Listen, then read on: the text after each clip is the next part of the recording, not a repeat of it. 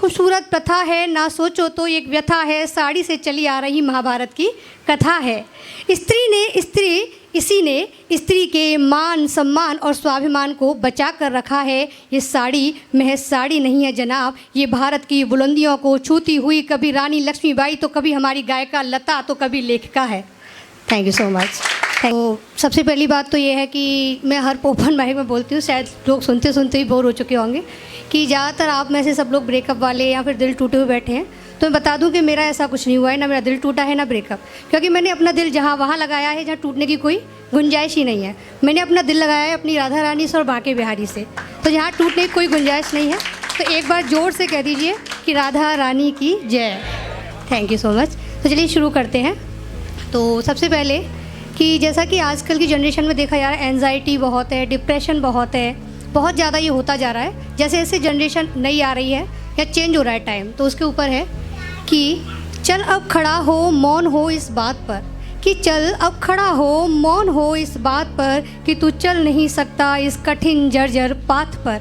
हौसले बुलंद कर जिद कर शिखर को पाने की, हौसले बुलंद कर जिद कर शिखर को पाने की, देख फिर होता है क्या जब आग लगी हो सीने में कुछ कर दिखाने की। Thank you so much. तो जैसा कि अभी सावन चल रहा है, तो सावन के ऊपर मैंने अभी लिखा है कि मंद सुगंध पवन का बहना, रिमझिम बूंदों का बहना, लो घनघोर घटाएं छाई, नवमंडल से बूंदें आई, हंसकर के फूलों का कहना, स्वागत है तेरा मेरी बहना, सावन में तू आती रहना, मेरी सूनी कलाई सजाती रहना। Thank you so much. तो चलिए एक और शुरू करते हैं। तो मैंने अभी फ़िलहाल ही में लिखा है, तो मैं आपको एक सुना देती हूँ। वैसे तो मैंने ज़्यादातर लव स्टोरी वगैरह पे कम ही लिखती हूँ, मैं आपको बता दूँ, लेकिन फिर भी आजकल के माहौल को देखते हुए मुझे लिखना पड़ा। तो मैंने आजकल की जनरेशन है, जो आजकल के बच्चे हैं, उन्हीं के अकॉर्डिंग लिखा है। तो आप में से ज़्यादातर कितने साइंस के स्टूडेंट हैं यहाँ पर जो बैठे हुए हैं? अच्छा, साइंस की ज़्यादातर हैं। आर्ट साइड वाले कितने भाई? मैं तो आर्ट साइड से ही हूँ, आपको बता दूँ। हाँ, मैं भी आर्ट साइड से। तो चलिए शुरू करते हैं।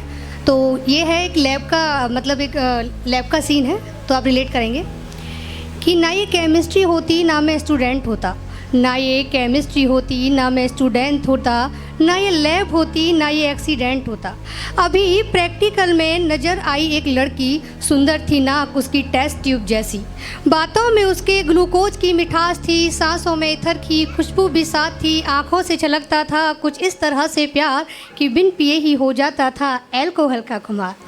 अजब सी उसकी प्रेजेंस का एहसास था, अंधेरे में भी होता रेडियम का आभास था, नज़रें मिली रिएक्शन हुआ कुछ इस तरह लव का प्रोडक्शन हुआ, कटने लगे उसके घर के चक्कर ऐसे कि न्यूक्लियर के चारों तरफ इलेक्ट्रॉन हो जैसे। Thank you so much. अभी जब हमारे टेस्ट का कंफर्मेशन हुआ, उसके डैडी से हमारा इंट्रोडक्शन हुआ, सुनकर हमारी बात वो ऐसे उछल पड़े जैसे इग्नेशियम ट्यूब में सोडियम भड़क उठे। वे बोले होश में आओ, वे बोले होश में आओ, पहचानो अपनी औकात, आयरन मिल नहीं सकता कभी गोल्ड के साथ। Thank you so much. Ladies के ऊपर लिखिए, अगर आप लोग रिलेट कर पाएँ तो ये बहुत ही रिलेटेबल है, और अगर रिलेट करेंगे तो आप शायद उस चीज़ को समझ जाएंगे जिसके लिए मैंने लिखी है। अब मैं आपको क्लियर बता ही देती हूँ कि जैसे कि हम लोग जाते हैं रेड लाइट एरियाज़ वगैरह, आप सब भी जानते ही हैं, और या फिर जो मतलब मजबूरी में या जैसे भी है, तो उनके लिए मैंने थोड़ी 4 लाइनें लिखी हैं।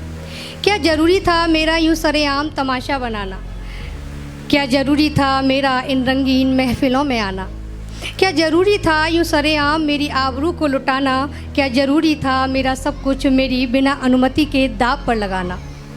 तुम हो कौन, तुम हो कौन और क्यों बैठे हो मौन, बोलो क्या तुम्हारे पास कोई उत्तर नहीं। अरे मर्द तू कब समझेगा ये दर्द, अरे मर्द तू कब समझेगा ये दर्द, मैं औरत हूँ तेरे हाथों का कोई खिलौना नहीं। Thank you so much. चाय का चस्का, चाय का चस्का बड़ा ही निराला है, हर तरफ इसका ही बोलबाला है। चीनी भाषा से निकला यह मज़ेदार शब्द, जब यात्रा करते हुए हिंदुस्तान आया तो दुग्ध जल मिश्रित शर्करा युक्त पर्वतीय बूटी कहलाया, और जब अंग्रेज़ों ने इसको मुंह से लगाया तो इसने स्टाइलिश टी यानी कि टेस्ट एंड एनर्जी एडमिटेड, समझ में आया, टेस्ट एंड एनर्जी एडमिटेड का खिताब पाया। चाहे ये कुल्हड़ में आया या प्याले में, चाहे ये कुल्हड़ में आया या प्याले में, लेकिन ये तो 100% सच है साहब कि हर मेहमान को सम्मान इसी ने दिलाया। आजकल के समय में मैं जैसे ही देखती हूँ लोगों को साड़ी में, जैसे कि मैडम बैठी हुई हैं, बहुत अच्छा लगा मुझे साड़ी में देखकर आपको, क्योंकि इसीलिए अच्छा लगा कि लोग ज़्यादातर मैंने देखा है कि साड़ी को बहुत ही ऐसे नज़रिए से देखते हैं कि साड़ी में अगर कोई लेडीज़ या कोई लड़की जा रही है तो लगता है कि यार ये तो ऐसे ही गंवार होगी या इसको कुछ आता नहीं होगा, या फिर जैसे भी सोच की बात है। लेकिन मुझे लगता है कि ऐसा नहीं है। अगर आप साड़ी में अगर इस लेडीज़ को देख रहे हो ना, तो आप ये समझ लीजिए कि उसने पूरी दुनिया को अपनी मुट्ठी में बांधा हुआ है। क्योंकि जिस साड़ी में अपनी माँ को देखा है, आप उसको देखिए एक बार, तब समझ में आता है अगर एक दिन माँ हमारी टाइम से ना उठे तो पता चलता है कि घर में जितने भी ऑफिस वाले लोग हैं ना, कैसे ऑफिस जाते हैं उस दिन, ये पता चल जाता है। तो उसी पर लिखा है मैंने कि जनाब साड़ी महज साड़ी नहीं है, जनाब साड़ी महज साड़ी नहीं है, दस्तकारी है ये किसी के हाथ की, जादूगरी है किसी के दिमाग की, मेहनत है ये किसी मजदूर के हाथ की। जनाब साड़ी महज साड़ी नहीं है, ये पहचान है हर राज्य की, ये संस्कृति है किसी समाज की, ये आन बान और शान है किसी के परिवार की। साड़ी महज साड़ी नहीं है, ये इज्जत है स्त्री के स्वाभिमान की, ये जज्बात है, प्रेम है, विश्वास है और यादों भरी चाहत है, ये विरासत में मिली इतिहास की प्यारी सी सौगात है। साड़ी महज साड़ी नहीं है, ये रोती और फफकती स्त्री के आंसुओं की व्यथा है, ये संगमरमर से बदन पर लिपटी हुई औरत की हया है। तो गवाही है कहीं चीखती चिल्लाती बेबस गरीबी की।